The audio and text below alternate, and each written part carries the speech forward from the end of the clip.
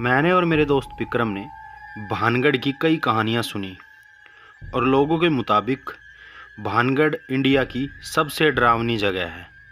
वहाँ सूरज ढलने के बाद जाना कानूनन मना है। कहते हैं भानगढ़ के इस किले में राजकुमारी रत्नावती रहती थी, जिसकी सुंदरता के चर्चे दूर दूर तक थे। किले के पास में ही सिन्ही नाम का तांत्रिक भी रहता था, जो राजकुमारी की सुंदरता पर मंत्रमुग्ध हो गया था और राजकुमारी को किसी भी तरह हासिल करना चाहता था। एक दिन राजकुमारी अपने दोस्तों के साथ इत्र खरीदने बाजार गई। यह देखकर तांत्रिक ने अपनी काली विद्या और शक्ति से उसमें कुछ ऐसा मिलाया कि जिसे लगाकर राजकुमारी उनके वश में हो जाए। तभी किसी नगरवासी को इस बात का पता चला और उसने राजकुमारी को बता दिया।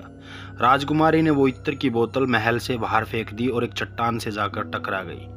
काले जादू के कारण चट्टान तांत्रिक की तरफ आकर्षित हुई और उसे जाकर कुचल दिया, लेकिन मरते मरते साधु ने श्राप दे दिया, भानगढ़ अब कभी सुखी नहीं रह पाएगा।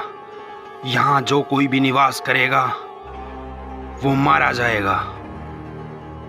उसके कुछ दिनों बाद मुगल सैनिकों ने आक्रमण किया, जिसमें 10,000 सैनिक मारे गए और राजकुमारी रत्नावती को भी महल के कमरे में घुसकर मार दिया गया। कहानियों की अगर माने तो उन सभी लोगों की आत्माएं आज भी इस महल के चारों तरफ घूमती हैं और सूरज ढलने के बाद अगर कोई भी वहाँ गया तो आज तक लौट कर वापस नहीं आया। हमने सोचा कि हम भानगढ़ जाकर पता लगाएं, क्या वो सच में इतनी भयानक जगह है। रात के करीब 8 बजे गार्ड को कुछ पैसे देकर हम अंदर घुस तो गए, लेकिन जैसे ही अंदर घुसे तो ऐसा लगा मानो हवाएं रुक गई हों। हमने किले के 1-2 चक्कर लगाए, लेकिन वहाँ पर हमें कुछ भी भूतिया नहीं दिखा।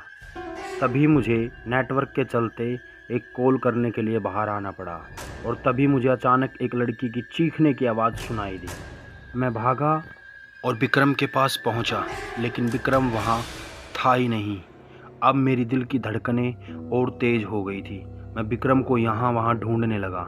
मैं महल का हर एक कमरा अच्छे से चेक कर रहा था। जैसे ही मैं जीने से चढ़ रहा था, मुझे पजेवों की आवाज़ सुनाई दे रही थी। मैंने इधर उधर देखते हुए विक्रम को खोजना शुरू किया। अंत में मैंने विक्रम को सामने खड़ा पाया और जैसे ही मैंने विक्रम का हाथ पकड़ा तो विक्रम ने मुझे पीछे से आवाज़ दी। अगर विक्रम पीछे दरवाजे से आया था तो ये आखिर था कौन। ये सोचते ही मानो हमारी सांसें थम गई हो। मैं और विक्रम बड़ी मुश्किल से जान बचाकर महल से निकले और उस दिन के बाद हमने भानगढ़ की सारी बातें सच मान ली और दोबारा ना जाने का प्रण लिया। तो दोस्तों, आज की वीडियो होप आपको अच्छी लगी होगी। मिलते हैं अगली वीडियो में।